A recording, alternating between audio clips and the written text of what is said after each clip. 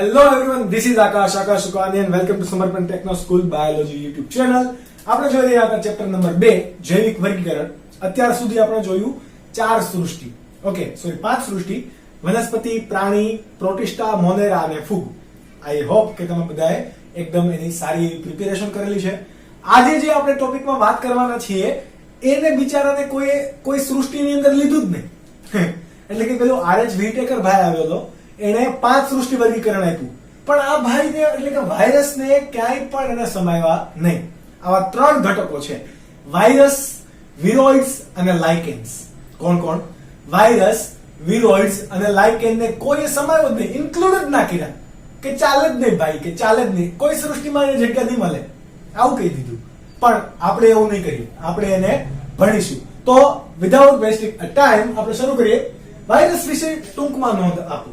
હવે હું તમને એક કારણ આપું કે વાયરસને શા માટે કોઈએ સૃષ્ટિમાં ના સમાવ્યા. ઓકે, પહેલી વાર તો જ્યારે પણ આ સૃષ્ટિનું વર્ગીકરણ થયું ને ત્યારે વાયરસ વિશેનો ખ્યાલ લોકોને બહુ ઓછો ખ્યાલ હતો, ખબર જ નહોતી. બસ વાયરસ જેવું કંઈક દ્રવ્ય છે એવું કંઈક આછું બધા લોકોને ખબર હતી. વૈજ્ઞાનિકોનું સંશોધન એ લેવલ સુધી હજુ પહોંચ્યું નહોતું. ઓકે, એટલા માટે આને એ સમયે કોઈ સૃષ્ટિની અંદર વર્ગીકરણ કરવામાં આવ્યા નહીં, પરંતુ અમુક સજીવો છે કે નિર્જીવ એના ઉપર પણ ઘણા બધા પ્રશ્નો આવવા લાગ્યા. એટલે કે વાયરસ સજીવ છે કે નિર્જીવ, તમને ખ્યાલ છે?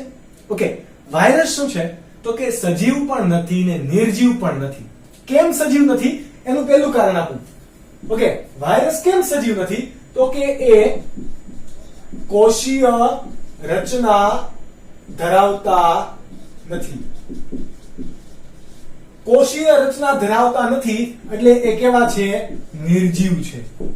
કેવા છે? નિર્જીવ. પરંતુ એ સજીવ પણ છે. કઈ રીતે સજીવ? જો એ વાયરસ અહીંયા બહાર ક્યાંક પડેલું હોય તો કાંઈ અસર કરશે નહીં, એકદમ નિષ્ક્રિય.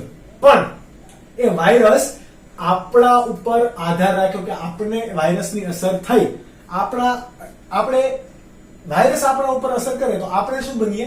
યજમાન. એ કોણ બને? મહેમાન. આવી રીતે આપણે જ્યારે પણ કોઈના ઘરે જમવા જઈએ તો આપણે કોઈને ત્યાં જમવા જઈએ છીએ તો આપણે કોણ હોઈએ? મહેમાન. જેના ઘરે જમવા જઈએ એ કોણ થાય? યજમાન. તો વાયરસ પણ આપણામાં આવ્યો ને તો એ આપણે શું બનીશું? યજમાન. ઓકે, તો જ્યારે પણ વાયરસ કોઈ યજમાનના સંપર્કમાં આવે તો એ પાછો કેવો થઈ જાય? જીવંત. પહેલા કેવો હતો? નિષ્ક્રિય. અહીંયા કેવો થઈ ગયો? સક્રિય. એટલે કે હવે યજમાન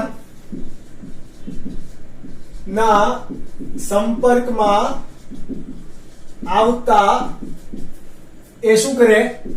સક્રિય રીતે પ્રજનન કરી, એટલે કે એની સંખ્યામાં શું કરે છે? વધારો. પ્રજનન કરી સંખ્યા વધારે. હવે આ પ્રજનન કરવાનું એ લક્ષણ કોનું હતું? સજીવનું. કોનું હતું? સજીવનું. તો આ બાબત શું દેખાડે છે તમને? કે વાયરસ કેવું છે? સજીવ છે. ઓકે, એટલે આપણે ના એને નિર્જીવ કહી શકાય ના એને સજીવ કહી શકાય. એટલા માટે એને શું કહીશું આપણે? જોડતી કડી. કોને જોડતી કડી? તો કે આ નિર્જીવ અને સજીવને જોડતી કડી છે. કોણ? કે વાયરસ. હવે તમને ખ્યાલ છે વાયરસ આ સમયે તમે કોરોનાની મહામારી જુઓ છો, જે નાના છોકરા 2-3 વર્ષના હોય, જે બોલતા હજી શીખ્યા હોય, એને પણ ખબર પડી ગઈ કે કોરોના શું કહેવાય? તો કે વાયલટ કહેવાય, વાયલટ. ઓકે, તો એને પણ હવે ખબર પડી ગઈ છે કે નહીં, વાયરસ નામની કંઈક વસ્તુ છે. તો વાયરસ થી આપણે કોઈ પણ અજાણ નથી. પણ જ્યારે નહોતી ખબર તો આ વાયરસનું પણ સંશોધન થયું હશે. કઈ રીતે થયું? આપણે એમાં બધા જ વૈજ્ઞાનિકોનો ફાળો જોઈએ, બરાબર? સૌથી પહેલા વૈજ્ઞાનિક લઈએ લુઈ પાશ્ચર. કયા? લુઈ પાશ્ચર.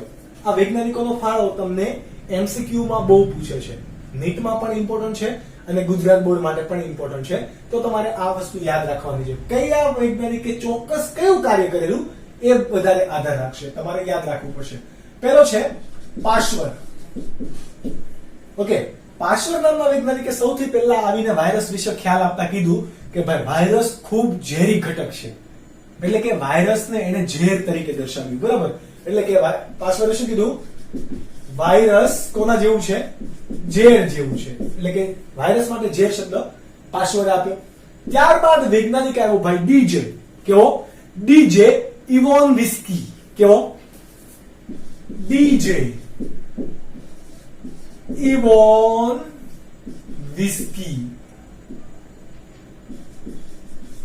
કેવો ડીજે ઇવોન્સ્કી આપણે આવી રીતે લખાશે આવો વિસ્કી નહીં બોલવામાં યાદ રાખવાનું ઇવોનો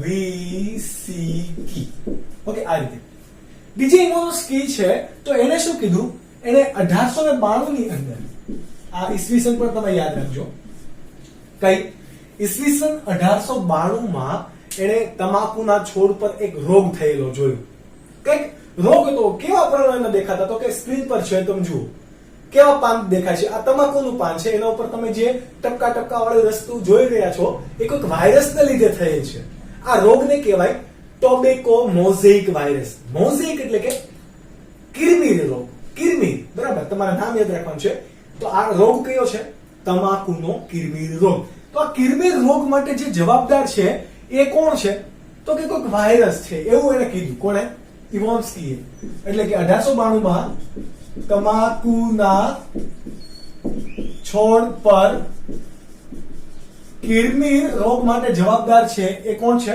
વાયરસ અને આ વાયરસ કદમાં એટલા નાના છે કે બેક્ટેરિયા પ્રૂફ હોય બરાબર બેક્ટેરિયાનું પણ ગાળણ કરી શકે અથવા તો બેક્ટેરિયાને પસાર થવા ના દે એટલું સૂક્ષ્મ કોઈ પટલ હોય એમાંથી પણ વાયરસ પસાર થઈ જાય એટલે કે બેક્ટેરિયા કરતા પણ કદમાં વાયરસ કેવા છે નાના એટલે આપણે લખીશું ઇવોન્સ્કીએ બીજું શું કીધું તો કે બેક્ટેરિયા પ્રૂફ પટલ માંથી પણ પસાર થાય એવા કેવા છે નાના કદના છે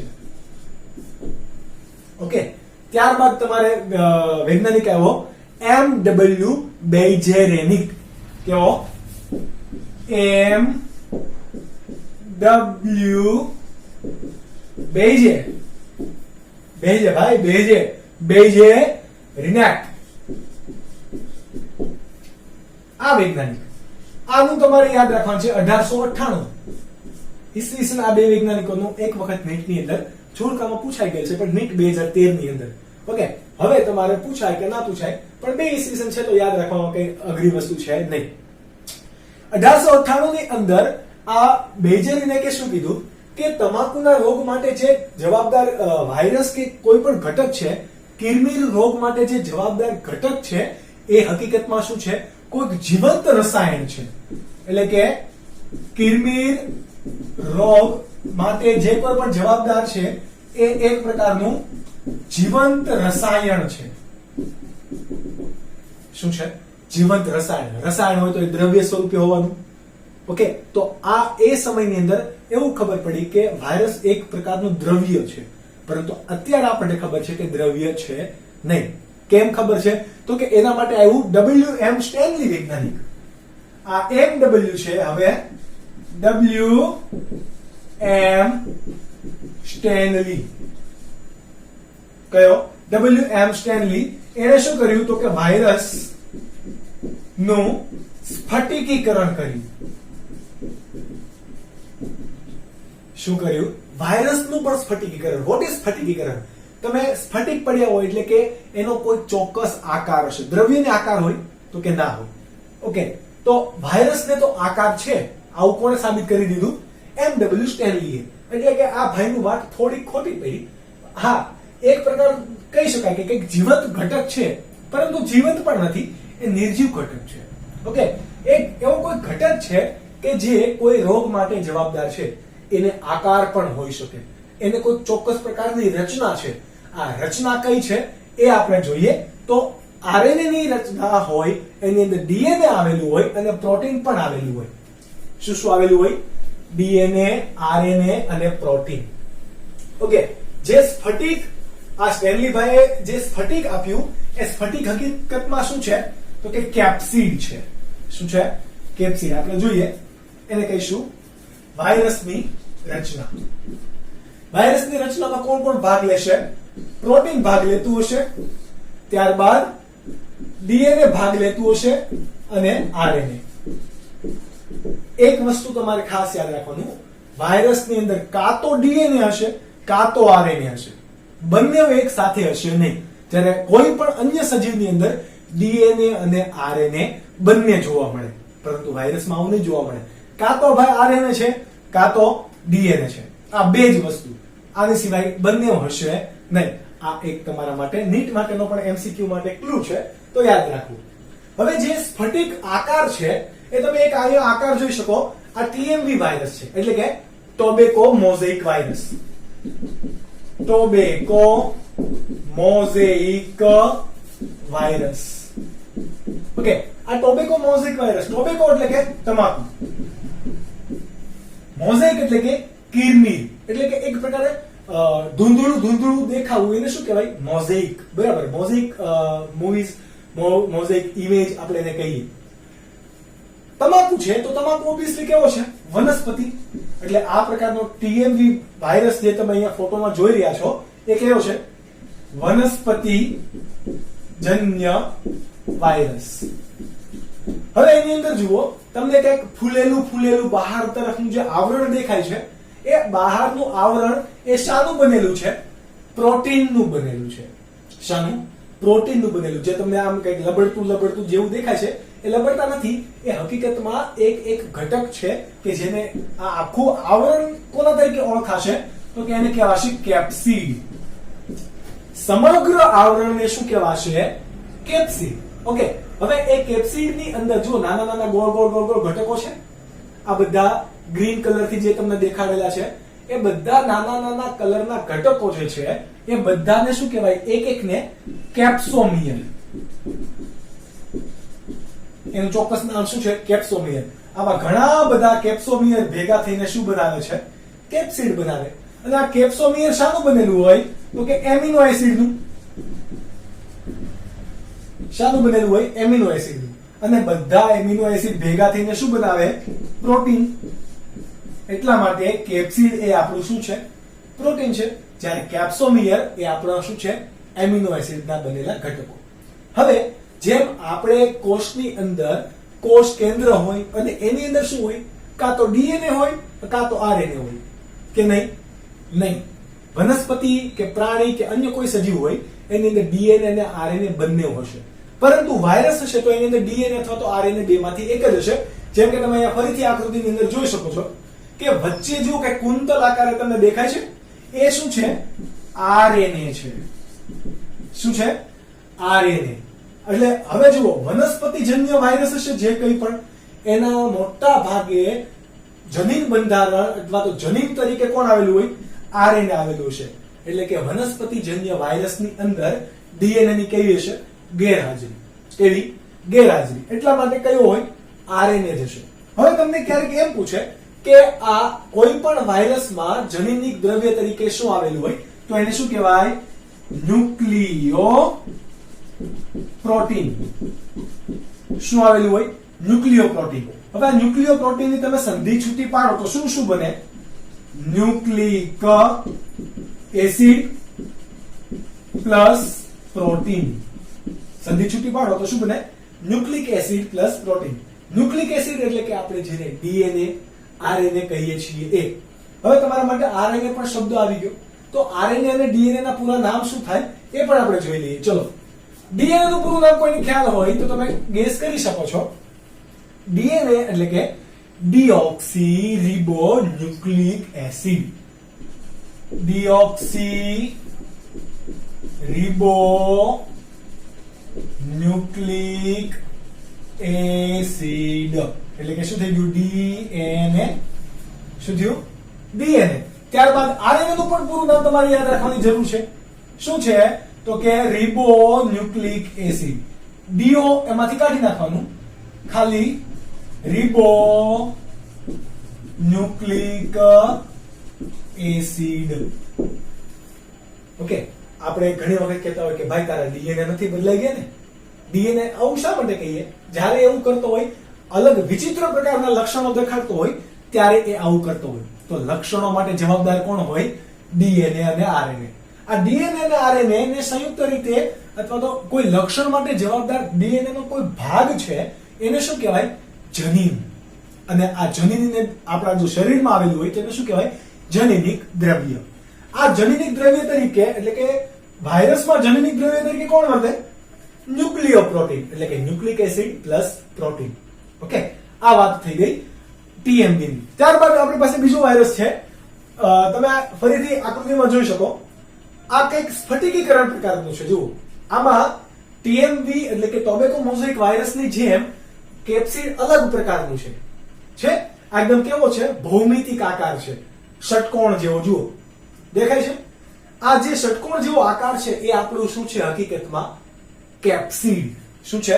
કેપ્સિડ. એનો મતલબ શું થયો કે આ કેપ્સિડ જે છે, કેપ્સિડ વિવિધ આકારના હોઈ શકે. ઘણામાં ગોળ હોઈ શકે, ઘણામાં કોઈ ભૌમિતિક આકારના હોઈ શકે, બહુકોણીય હોઈ શકે, કોઈ પણ આકારે હોઈ શકે. એટલે એના પણ પ્રકાર કેવા છે? અલગ અલગ. આ આખો વાયરસ છે, આ વાયરસ કયો છે? તો કે બેક્ટેરિયોફેજ વાયરસ. કયો? બેક્ટેરિયોફેજ વાયરસ. જો તમે એના અંદર શીર્ષ ભાગ એટલે કે જે કેપ્સિડનો ભાગ છે એ શું છે? શીર્ષ. પછી વચ્ચે એક નળી જેવી તમે રચના જે જુઓ છો એની શું છે? ગરદન એટલે કે ગ્રીવા. ત્યારબાદ તમે જે જુઓ છો નીચે તાતણા જેવું જો ફેલાયેલું છે એ શું છે? એની પૂંછતંતુ. શું છે? પૂંછતંતુ. આ સમગ્ર વાયરસને શું કહેવાશે? બેક્ટેરિયોફેજ. શા માટે આપણે બેક્ટેરિયોફેજ કીધો? તો કે જે કોઈ પણ વાયરસ બેક્ટેરિયા ઉપર આધાર રાખે તો બેક્ટેરિયાને અસર કરતો હોય એવા વાયરસને શું નામ અપાય? બેક્ટેરિયોફેજ. ઓકે, આપણે સાયનોબેક્ટેરિયાની વાત કરેલી હતી. તો સાયનોબેક્ટેરિયા ઉપર જો આધાર રાખતો હોય તો સાયનોબેક્ટેરિયાને અસર કરતો હશે તો એવા બેક્ટેરિયાને શું કહેવાશે? સાયનોફેજ. ઓકે, એટલે અહીંયા તમારે નામ યાદ રાખવાનું છે, બેક્ટેરિયોફેજ. બીજું એક છે સાયનોફેજ. સાયનોફેજ. અને આના સિવાયના પણ લેમ્ડા ફેજ આવશે. એ આપણે નીટના લેક્ચરની અંદર જોઈશું કયા કયા પ્રકાર હોય વિવિધ ડિટેલમાં. હવે વાત કરી વનસ્પતિજન્ય વાયરસ હોય એના અંદર કોણ હંમેશા જોવા મળે? આરએનએ જ જોવા મળે. પરંતુ જે પ્રાણીજન્ય વાયરસ હશે એના અંદર શું જોવા મળશે? ડીએનએ જોવા મળશે. કોણ? ડીએનએ. તો ડીએનએ ક્યાં જોવા મળે? ફક્ત પ્રાણીજન્ય વાયરસની અંદર. એટલે કે પ્રાણી ઉપર આધાર રાખતા હોય, આપણને કોઈક અસર કરે છે, જેમ કે એડ્સ માટે જવાબદાર એચઆઈવી વાયરસ છે. ઓકે, તો એનામાં કોણ હશે? ડીએનએ જવાબદાર હશે. એમાં આરએનએ હશે નહીં. આરએનએ ગેરહાજર હોય, કારણ કે ડીએનએ કાં તો આરએનએ બેમાંથી એકની જ હાજરી હશે વાયરસની અંદર. ઓકે, તો આ વાત થઈ ગઈ પ્રાણીજન્ય વાયરસની. વાત કરીએ હમણાં આપણે બેક્ટેરિયોફેજની. આકૃતિ તમે જોઈ લીધી ઓલરેડી. તો આ બેક્ટેરિયોફેજની અંદર ડીએનએ હશે કે આરએનએ? તો બેક્ટેરિયોફેજની અંદર કોણ હશે? ડીએનએ. વનસ્પતિમાં પણ અમુક અપવાદ છે કે વનસ્પતિજન્ય વાયરસ હોય એમાં આરએનએ મળવું જોઈએ, એમાં પરંતુ ડીએનએ મળે છે. અમુક અપવાદ છે. એવી રીતે પ્રાણીની અંદર પણ, જેમ કે ઇન્ફ્લુએન્ઝા વાયરસ છે, બરાબર? તો ઇન્ફ્લુએન્ઝા વાયરસની અંદર ડીએનએ હોવું જોઈએ પરંતુ છે આરએનએ. આવા ઘણા બધા અપવાદ છે કે જે તમને તમારે એનસીઈઆરટી માં આપેલા નથી અને ગુજરાત બોર્ડ માટે ઇમ્પોર્ટન્ટ નથી, પરંતુ યસ નીટ માટે ઇમ્પોર્ટન્ટ છે. એના માટે તમારે નીટના લેક્ચર પણ અટેન્ડ કરવા પડશે અને જોવા પડશે. તો આપણે નીટની અંદર ડિટેલમાં ભણશું. આ વાત થઈ ગઈ તમારે વાયરસ વિશેની રચનાની. હવે તમે જુઓ વાયરસને કારણે કયા કયા રોગ થઈ શકે. ઓકે, તમારી હવે સ્ક્રીન પર પ્રેઝન્ટેશન દ્વારા તમે જોતા જાઓ. પહેલું છે ગાલપચોળિયું. કયું છે? ગાલપચોળિયું. તો ગાલપચોળિયાની અંદર શું થાય? ગાલનો ભાગ ફૂલી ગયેલો હોય, તમે જોઈ શકો. ઓકે, ગાલનો ભાગ ફૂલી ગયેલો છે. આ પ્રકારના શું કહેવાય? ગાલપચોળિયું. એના માટે જવાબદાર કયો હોય? Mums virus. ઓકે, આ કયા રોગ માટે કયા જવાબદાર અને કયા વાયરસથી કયા પ્રકારના રોગ થાય એ પણ આપણે ભણશું નીટમાં. અત્યારે તમારે કામનું નથી, પણ ફક્ત યાદ રાખો લક્ષણોમાં. તમારે 2 માર્ક્સનો સવાલ પૂછે કે વાયરસ દ્વારા થતા રોગો વનસ્પતિમાં અને પ્રાણીમાં લખો, તો એ તમારે લખવા પડે. વાયરસ પછી છે તમારે બળિયા. બળિયાની અંદર શું થાય? તો કે જો નાના ફોલ્લી બળી ગયેલું હોય, ફોલ્લી જેવું આખું શરીર થઈ જાય.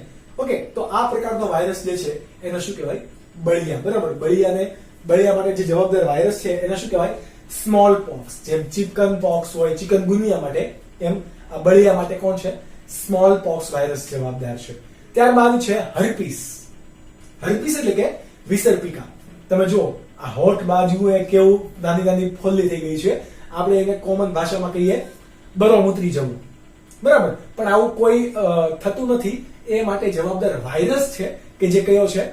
Herpes virus. આ વસ્તુ તમને સેમ ટુ સેમ જનનાંગોમાં પણ થાય. જનનાંગો એટલે કે તમારા ગુપ્તાંગો, બરાબર, શીશ્ન છે, યોની માર્ગ છે, ત્યારબાદ ગુપ્તાંગો કોઈ પણ તમે કહો તો એ ભાગે નાના નાના ફોલ્લી જેવી રચના થઈ જાય, ફોલ્લીઓ થઈ જાય અને એ ભાગમાં બળતરા થાય, ખંજવાળ આવે. આ બધા સિમ્પટમ કોના છે? વિસર્પિકાના. તો એ માટે જવાબદાર વાયરસ કોણ? હર્પીસ. ત્યારબાદ શરદી સાથે તમને તાવ આવે. શરદી પણ હવે તમને અત્યારે જે કોરોના ને આ લોકડાઉન સિચ્યુએશન ની અંદર ઘણા બધા લોકોને થઈ રહ્યું છે. શરદી થઈ જાય અને તાવ પણ આવે એટલે બિચારો આમ જ મરી જાય કે ઓહો કોરોના થઈ ગયો, કોરોના થઈ ગયો. પણ આવું નથી. એ માટે જવાબદાર કોણ છે? Influenza virus. ઇન્ફ્લુએન્ઝા વાયરસને કારણે જે તાવ આવે તો શરદી નોર્મલ 3 દિવસ રહેવાને બદલે 1 અઠવાડિયું રહે. એટલે 3 દિવસમાં શરદી ના મટે એટલે લોકો અત્યારે પેનિક થઈને બધી જ લોકો દોડવા માંડે છે કે ચલો કોરોના હશે વગેરે. પણ આવું નથી. એ માટે જવાબદાર કયો વાયરસ છે? કોરોના વાયરસ નહીં, એની વાત જ આખી અલગ છે, બરાબર. કોરોના વાયરસ નથી, એના માટે જવાબદાર છે ઇન્ફ્લુએન્ઝા વાયરસ.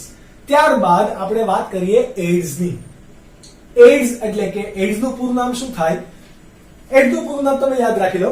એઇડ્સ એક્વાયર્ડ, બરાબર, આપણે આવી રીતે યાદ રાખશું, AIDS. એઇડ્સ માટે જવાબદાર કોણ? તો કે વાયરસ. કયો વાયરસ? તો કે HIV વાયરસ. ઓકે, એઇડ્સ નું પૂરું નામ યાદ રાખીએ, એક્વાયર્ડ. આ તમને પૂછે છે, એઇડ્સ નું નામ લખો, એઇડ્સ નું પૂરું નામ દર્શાવો, અથવા તો એમસીક્યુ માં પૂછેલું હોય નીચેના પૈકી એઇડ્સ નું કયું નામ સાચું છે તો પૂછે તો તમારે એમસીક્યુ નો જવાબ આવડતો હોવો જોઈએ. Acquired immuno deficiency syndrome. Acquired immuno deficiency syndrome. Immune, અત્યારે તમે કોરોનાની સિચ્યુએશન છે એટલે તમે ઘણા બધા એવું સાંભળતા હશો કે ઇમ્યુનિટી વધારે હોવી જોઈએ, બરાબર. ઇમ્યુનિટી એટલે કે રોગ પ્રતિકારકતા, બરાબર. તો આ રોગ પણ કયો છે? રોગ પ્રતિકારકતાને લગતો છે. હવે બીજો એક તમારો શબ્દ છે સિન્ડ્રોમ. સિન્ડ્રોમ એટલે કે ફક્ત એક રોગ નહીં, ઘણા બધા રોગોના લક્ષણોનો સમૂહ ને શું કહેવાય? સિન્ડ્રોમ. જેમ કે તમને કદાચ ના થવો જોઈએ, બરાબર, કારણ કે તમને ખ્યાલ છે કે એડ્સ કઈ રીતે થાય, એટલે ના થાય તો જ સારું છે. અને શા માટે ના થાય તો સારું છે હમણાં તમે ફોટોગ્રાફ્સ દ્વારા જોશો કે કેવી કેવી હાલત થાય. ઓકે, તો એક્વાયર્ડ ઇમ્યુનો ડેફિશિયન્સી સિન્ડ્રોમ, તો એમાં તમારી રોગ પ્રતિકારક શક્તિ ખૂબ જ ઘટી જાય. ખૂબ ઘટી જાય એટલે બધા જ રોગ થાય. બધા રોગ થાય એટલે કે ઘણા બધા રોગોનો સમૂહ થઈ ગયો એટલે કે એને શું કહેવાશે? સિન્ડ્રોમ. ઓકે, ત્યારબાદ એ વાયરસનું પૂરું નામ. વાયરસ માટે વાયરસ કયો જવાબદાર છે? HIV. HIV એટલે કે human immunodeficiency virus. Virus કયો તમારે યાદ રાખવાનો? I for immunodeficiency, H for human એટલે કે માણસ ઉપર જ અસર કરશે આ. ઓકે, તો એ કયો છે? HIV. હવે તમે એ ફોટોગ્રાફ્સ દ્વારા જોઈ શકો. જુઓ, આવા રોગના લક્ષણો હોય. એઇડ્સ ના લક્ષણની અંદર એક ફોટો આ છે, તમે જુઓ શાંતિથી. હવે બીજો ફોટો પણ જુઓ કે કેટલી બળતરા થાય, કેટલા લક્ષણો થાય, વાળ ખરી જવા, બરાબર, સતત તાવ આવવો, ન્યુમોનિયા થવો, બધા જ રોગ એક સાથે થાય. તો આ છે એઇડ્સ. એઇડ્સ ના રોગીના દર્દી હોય એને આપણે આવા લક્ષણો દ્વારા ઓળખી શકીશું. ઓકે, ત્યારબાદ હવે વાત કરીએ તો કે સ્વાઇન ફ્લૂ. સ્વાઇન ફ્લૂ પણ તમને ખ્યાલ છે કોના કારણે થાય? H1N1 વાયરસને કારણે. H1N1. ત્યારબાદ વનસ્પતિમાં હવે આપણે જોઈએ. વનસ્પતિની અંદર ઘણા બધા વાયરસને કારણે રોગ થાય. એમાં પહેલો છે કિરમીર રોગ, કે જે આપણે તમાકુમાં જોઈ લીધા કે કિરમીર રોગને બીજું શું કહેવાય? મોઝેઇક ડિસીઝ, બરાબર. તો મોઝેઇક ડિસીઝ માટે જવાબદાર પણ કોણ હશે? Mosaic virus. ત્યારબાદ પર્ણનું વલન એટલે કે પર્ણવલન, જે તમે ફોટોગ્રાફ્સ દ્વારા જોઈ શકો, પર્ણવલન. ત્યારબાદ પર્ણકુંચન, આ છે તમારું પર્ણકુંચન. તમે આવા ઘણા બધા રોગના લક્ષણો વાયરસ દ્વારા વનસ્પતિમાં તમે જોયેલા પણ હશે, પણ તમને ત્યારે ખ્યાલ ના હોય કે અચ્છા આ વાયરસને કારણે થાય છે, કે અચ્છા આને પર્ણવલન કહેવાય કે પર્ણકુંચન કહેવાય. આ બંને અલગ અલગ છે. ઓકે, ત્યારબાદ પાંડુવર્ણ. પાંડુવર્ણ એટલે કે આ પાંડુ રાજાના નામ ઉપરથી આવે છે, બરાબર, પાંડવોના નામ ઉપરથી. પાંડુ રાજાને રોગ થયો હતો બરાબર, રોગ થયો તો એના કારણે એનું લોહી બધું બળી ગયું હતું એટલે એકદમ ધોળાથી પીળાશ પડતા એટલે કે એકદમ સુકાઈ ગયા હતા. એના ઉપરથી રોગનું નામ પડેલું પાંડુ વર્ણ એટલે કે પીળું પડી જવું. કેવું? પીળું પડી જવું. તો વનસ્પતિમાં પણ આવો રોગ થાય, પાન કેવા બની જાય? પીળા થઈ જાય. તો એ રોગને શું કહેવાશે? પાંડુ વર્ણ. ત્યારબાદ છે શિરા સ્પષ્ટતા એટલે કે વેન્સ ક્લિયરિંગ. એની અંદર વનસ્પતિમાં જલવાહક કે અન્નવાહક કે પછી પાણીના પહોંચાડવા માટે જે શિરાઓ આવેલી હોય, બરાબર, શિરા, તો એ કેવી બની જશે? વધુ જાડી અને એકદમ ઉપસેલી બની જાય. ઓકે, એ માટે પણ જવાબદાર કોણ છે? શિરા સ્પષ્ટતા માટે જવાબદાર પણ વાયરસ. ત્યારબાદ કોઈ છોડ ટૂંકા હોય, બરાબર, એની વૃદ્ધિ થવી જોઈએ પરંતુ એવી વૃદ્ધિ થાય નહીં, એને શું કહેવાય? વામનતા એટલે કે કહેવાય વનસ્પતિ ઠીંગણી રહી ગઈ. ઓકે, તો એ કહેવાશે વામનતા. ત્યારબાદ છે કુંઠિત વૃદ્ધિ. કુંઠિત વૃદ્ધિ એટલે કે ફળોની જેટલી વૃદ્ધિ થવી જોઈએ, જેમ કે તમે મરચાનો ફોટો જોઈ શકો, મરચું લાંબુ હોય, બરાબર, અહીંયા જો 1.5 ટેરવા જેટલું જ છે, તો આ વૃદ્ધિ એની કેવી થઈ ગઈ? કુંઠિત થઈ. તો આ બધા જ રોગ માટે જવાબદાર કોણ છે? વાયરસ. આ વસ્તુ માટેની તમે થિયરી હવે સ્ક્રીનશોટ દ્વારા જોઈ શકો છો. આપણે હવે ચાલુ કરીશું વિરોઇડ્સ, ત્યારબાદ લાઇકેન. એ પહેલા તમે આ વાંચી લો અને નોટ ડાઉન કરી લો. ત્યારબાદનો ટોપિક છે વિરોઇડ્સ. વાયરસ જેવું જ નામ પરંતુ થોડાક લક્ષણો અલગ અલગ. ઓકે, કોણે શોધ કરી હતી? તો કે ટી.ઓ. ડાયનરે. કોણે? ટી.ઓ. ડાયનર. ક્યારે શોધ કરી? તો કે 1971 માં. બરાબર, આના પહેલા પણ આ વિરોઇડ્સ અસ્તિત્વમાં તો હતા જ, પરંતુ એને પણ વાયરસ તરીકે જ તારવવામાં આવતા. વાયરસ એને બધાને એવું લાગતું કે અચ્છા વિરોઇડ્સને કારણે નહીં પરંતુ આ વાયરસને કારણે થાય છે. પરંતુ ટી.ઓ. ડાયનર જ્યારે બટાટાની અંદર ત્રાકાકાર ગ્રંથિલ રોગ થવા મળ્યો, એટલે કે બટાકા કેવા દેખાય? સામાન્ય રીતે ગોળ હોવા જોઈએ, પરંતુ બટાટા કેવા હોય? આવા ત્રાકાકાર, જો લાંબા બની જાય. ઓકે, તો આવા થવા પાછળનું કારણ કોણ શોધતું હતું? તો કે ટી.ઓ. ડાયનર. તો એ માટેનું જે કારણ મળ્યું એ ખબર પડી કે એ માટે કોઈ જવાબદાર ઘટક તો છે, પરંતુ એ વાયરસથી કંઈક અલગ છે. એને પણ એવું જ લાગતું હતું કે આ વાયરસ છે, પરંતુ વાયરસથી કંઈક રીતે અલગ પડે છે. કેમ અલગ પડે છે? તો એના માટે હમણાં આપણે વાત કરી કે વાયરસ હોય તો વાયરસને શું હોય? કેપ્સિડ હોય. શું હોય? કેપ્સિડ, કે જે પ્રોટીનનું બનેલું હોય અને એ કોનું રક્ષણ કરતું હોય? તેની અંદર રહેલું ડીએનએ કાં તો આરએનએ નું રક્ષણ કરતું હશે. પરંતુ વિરોઇડ્સની અંદર ફક્ત શું હોય? આરએનએ જ જોવા મળે. ફક્ત આરએનએ. એટલા માટે આ પ્રકારના સજીવોને, સજીવ તો નહીં કહેવાય આને શું કહેવાશે? મુક્ત આરએનએ. શું કહેવાય? મુક્ત આરએનએ જોવા મળે. જેમ કે આનો આકાર કંઈક આવો રીતે હોય, ડંબેલ આકાર. બરાબર, આવા પ્રકારના હોય. ફક્ત આરએનએ, એની ઉપર નહીં પ્રોટીનનું આવરણ હોય, નહીં કેપ્સોમિયર હોય, નહીં કેપ્સિડ હોય, કંઈ જ નહીં. ફક્ત ને ફક્ત આરએનએ. અને એ આરએનએ મુક્ત છે, એ પણ તમને રોગ કરી શકે. જેમ કે મનુષ્યની અંદર અલ્ઝાઇમર રોગ થાય, મગજનો અને ચેતાતંત્રનો રોગ છે. તો આ માટે જવાબદાર કોણ છે? અલ્ઝાઇમર રોગ માટે જવાબદાર વિરોઇડ્સ. ત્યારબાદ મેડ કાઉ, ગાય ગાંડી થાય, એનામાં પણ આ અલ્ઝાઇમર રોગ જ થાય, પરંતુ એના લક્ષણના આધારે એનું નામ અપાયું છે મેડ કાઉ રોગ. ઓકે, તો એના માટે પણ જવાબદાર કોણ છે? વિરોઇડ્સ. ઓકે, કે જે વાયરસથી કેવા પડે છે? અલગ. હવે તમને ખ્યાલ છે કે આનામાં પ્રોટીન નથી, બરાબર? પ્રોટીન નથી તો આનો અણુભાર કેવો થશે? ઓછો. વાયરસમાં પ્રોટીન અને ડીએનએ અથવા તો આરએનએ બંને હતું, કાં તો ડીએનએ કાં તો આરએનએ અને પ્રોટીન. એટલા માટે આનો વજન કેવો હશે? અણુભાર કેવો હોય? વાયરસનો વધારે હોય. પરંતુ વિરોઇડ્સમાં આ પ્રોટીન છે નહીં, તો એનો અણુભાર કેવો હશે? સ્વાભાવિક છે કે કેવો હોય? ઓછો. તો તમારે આટલી વસ્તુ દર્શાવી દેવાની, તમને 2 માર્ક્સ મળી છે. પરંતુ આ તમને MCQs માં પૂછે અને આમાંથી એક કારણ પ્રકારનો સવાલ પૂછે, એ બહુ મોસ્ટ આઈએમપી છે કે વિરોઇડ્સ વાયરસથી કઈ રીતે અલગ પડે છે? વર્ણવો. આ બેસ્ટ સવાલ, તો તમારે વર્ણવી દેવાનું કે જે તમને આવડતું હોય. ફાકા નહીં, પરંતુ કે આરએનએ માં સોરી વિરોઇડ્સ ની અંદર પ્રોટીન હોતું નથી, ફક્ત કોણ હોય છે? આરએનએ હોય છે. આ રીતે વાયરસથી અલગ પડે છે બાહ્યક રચનાને આધારે. હજી એક ઘટક આવશે વિરોઇડ્સ થી પણ નાનું કે જેને કહેવાશે પ્રિયોન્સ. શું કહેવાય?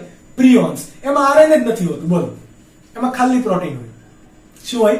ખાલી પ્રોટીન. પરંતુ આપણે પ્રિયોન્સ વિશે નીટ ની અંદર ભણીશું, અત્યારે એનું કઈ કામ છે નહીં. ઓકે, તો આ વાત થઈ ગઈ વિરોઇડ્સ ની કે જે હવે તમે નોટ ડાઉન કરી શકો. ત્યારબાદ કે જેને ક્યારેય પણ વર્ગીકરણ સૃષ્ટિમાં સમાવવામાં નથી આવ્યા એવા ઘટક એટલે કે કોણ? લાઇકેન.